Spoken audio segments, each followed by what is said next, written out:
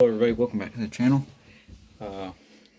Today we're going to be talking a little bit about Jesus, and we're going to start in John chapter 1 verse 1. And it says, in the beginning was the Word, and the Word was with God, and the Word was God.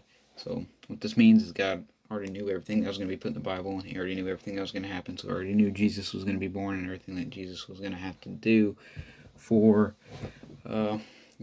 thousands of generations, because I think that was 2,000 years ago. So that's been tons and tons of people even before then. That's what He died for. So and Jesus was a man like any old person. He was a man like me. He was a man like many of people out there. But because Jesus had so much faith for God, and you can have it too. In 1 Peter chapter 2 verses 22, it says, He committed no sin, and neither was deceit found in His mouth. That means in all those 33 years that Jesus was alive, He did not sin once or say one, foul thing or anything like that. He did not think one sinful thing at all. And Jesus says, even if you looked it with lust, so even if you haven't committed it yet, but you think about it, you already sinned. So just keep your mind set on Jesus the best you can. And so he got tempted and stuff. He was just a man. It says in John chapter 11 verse 35 that Jesus wept. He cried, just like any person. When you cry at a funeral for somebody or something like that, or something bad happens, any person can cry. So Jesus, but He was tempted as well. I'm sure many the story, so we're going to go to Matthew. It's not too far from John. So let's go ahead and go to Matthew. It'll be chapter 4. Let's see. Alright, here we go. So it'll be chapter 4, verses 1, 2, 4, and 6. So verse 1 says, Then was Jesus led up of the Spirit into the wilderness to be tempted of the devil. So basically meaning that he's going up to the wilderness, and the devil's going to try to tempt him, because testing his faith, God's letting it happen to see if Jesus will stay with God and have faith for Him. And then in verse 2 it says, And when He had fasted 40 days and 40 nights, He was afterward and hungered, which means that that complete 4 days. So just as long as not in the same time period, but just as long as Moses sat on that water, 40 days, 40 nights, He was hungry. He had no food or anything. So now in verse 4 it says, but He answered and oh, my bad. We're going to do verse 3 too. Okay. And when the tempter came to Him, He said, If thou be the Son of God, command that these stones be made of bread. So basically the devil's coming. You can see him. I don't know if you've ever seen the movies or videos. He's looking right into the devil's face. And those tempting him, He's like, why, if you are the Son of God, why don't you turn this bread or the stone into bread? Because I think he's starving. I don't even think he should be alive after 40 days without food. You're wrong. I don't know how our bodies can last, but 40 days without food, that's quite a bit. So then in verse 4 it says, But He answered and said, It is written, Man shall not live by bread alone, but by every word that proceedeth out of the mouth of God. So basically saying that you should not be after food. You should sacrifice days without food, days without water, not so much to the point where you're going to kill yourself, but you should be so focused on God that sometimes you forget to eat, sometimes you forget to get a drink, because He's saying here that God's scripture over what you say to other people, to get people saved to God, is more important to eat than to eat. And then I think we're on verse 6 and 7. 6 is quite a long one, and it says, or my bad, 5 too. I keep skipping by accident. Then the devil taketh him up into the holy city, and setteth him on a pinnacle of a temple. So basically the top of the temple. And saith unto him, If thou be the Son of God, cast thyself down, for it is written, He shall give his angels charge concerning thee, and in their hands they shall bear up thee, lest at any time thou dash thy foot against a stone. Basically saying that if he jumped off at any time, he can command his angels to come down and they will save him. Basically, they'll prevent him from falling, but it was a temptation, so there was no point in him doing it. He said that here in 7, Jesus said unto him, It is written again, Thou shalt not tempt the Lord thy God. So he wouldn't. He's not going to tempt him. He's not going to listen to him. He has so much faith in God. So the devil was. Jesus was severely tempted by the devil. He was hungry for 40 days.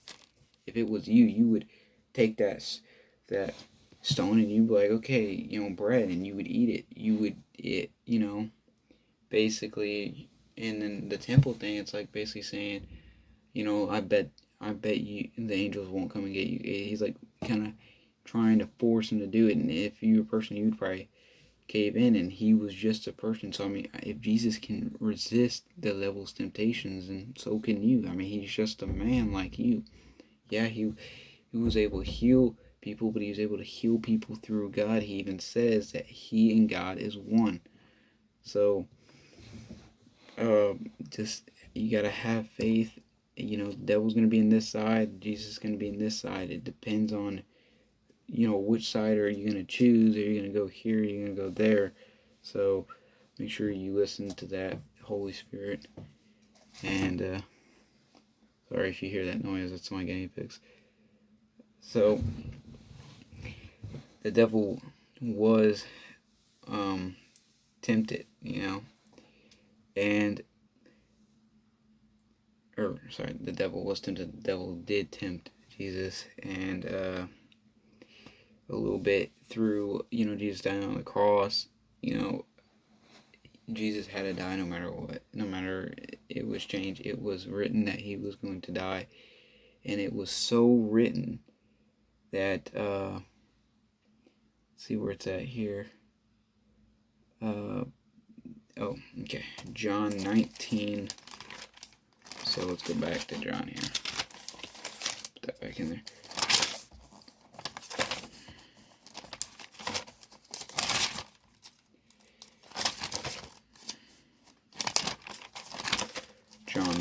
John. Chapter 17, so John 19.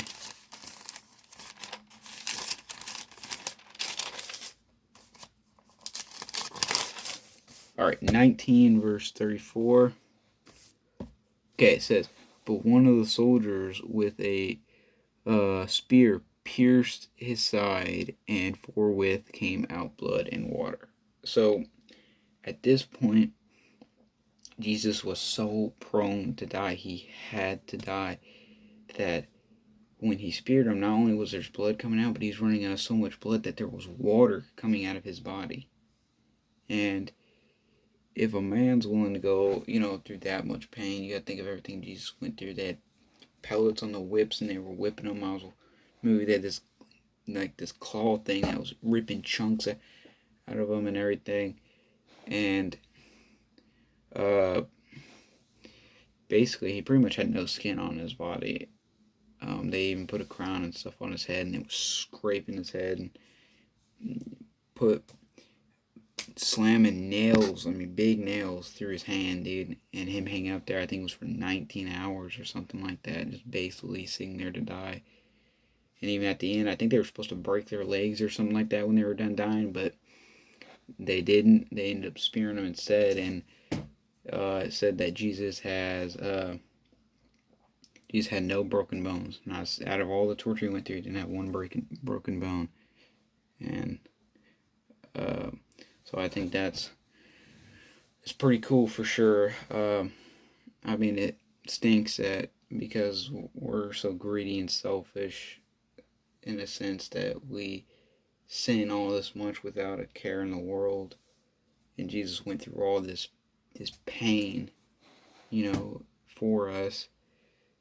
He even said, in Matthew chapter 7, verse 46, God, why hast thou forsaken me? He said that hanging up on the cross and stuff, pretty much before he died. And then right here, back to Matthew, geez, really wrote these up. Chapter 27.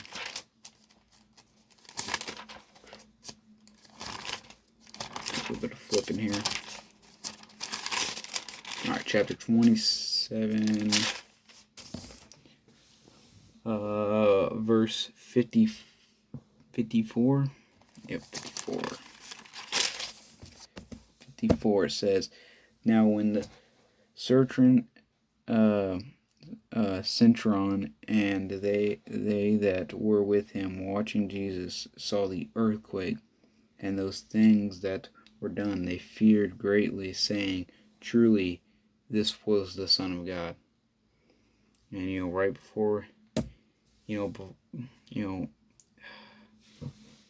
so basically, even in the movie and stuff, and if you really read this, as soon as Jesus died, the ground was shaking like an earthquake. The lightning was flashing. There was a storm. Nobody's ever died as soon as they die, with earthquake, big earthquake, lightning flashing. And, they were saying truly this was the Son of God. And they're probably thinking, what have we done? We just killed him because he claimed to be the Son of God. And there are some people out there in that time that saying, was he the Son of God? He is, and he still is to this day. And we're all the Son of God too, but they're probably thinking, now we just killed our only chance of ever seeing a heaven or anything like that, paradise. But if you read a little bit more in the Bible, it says now they can go from paradise to heaven with Jesus. All the people died before Jesus died. I believe Samson was before Jesus. I could be wrong. There's some people before Jesus, but then we were in paradise, went to heaven with Jesus, and now it gives us the opportunity to get saved like we do. So Jesus loved us with his everlasting love, that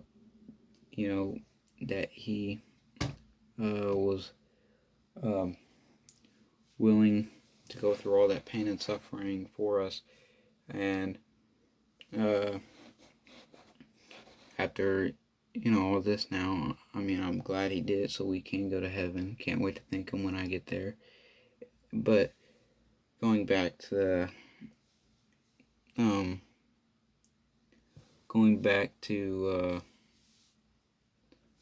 little bit, in the cross and everything, after he said it is finished, which that is in John chapter 19, verse 30. He says it is finished. There's a little bit more in there. Let me see if I can find it real quick. Yep, right here. Luke 23:34. So let's go. Oh, yeah, that's this way. I'm the wrong way there for a second. Matthew, Mark, Luke. Okay. Luke 23.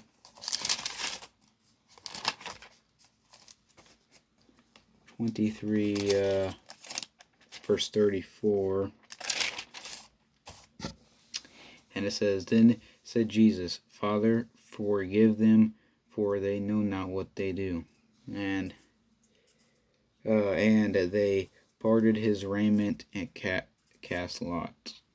So, what this means, and even me, is someone just beat you pretty much to death, tore all the skin off you, basically made you bleed to death, pretty much, and then nailing big old nails through your hands and everything to kill you because you're like, I am the Son of God. Then you wouldn't forgive them like he does, and he's begging God at this point, forgive them, Father, for they know not what they do. They do not know, that they're killing the real Son of the God. So forgive them, please. And no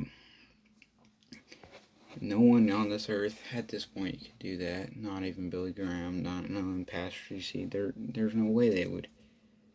Maybe some people, but as much torture as he's went through, I don't think there would be, and we need to have that, love for everybody, Even in John 3:16, for God so loved the world, he loves the world, no matter what color your skin is or where you're from. You gotta think, the man who helped carry the cross, was a black dude. Jesus was a Jew. He wasn't an American. So anybody can love Jesus. Anybody can do. It's a world religion, and we just had to keep our eyes on him, like in that story where Jesus was walking on water and Peter was right there and he was looking at him. And he's like, he walked out on the water, but as long as he kept his eyes on Jesus and he had the faith, then he would oh, I keep losing my train of thought, sorry. He stayed above the water, but as soon as he lost faith and kind of looked out, into the abyss, he fell right through the water.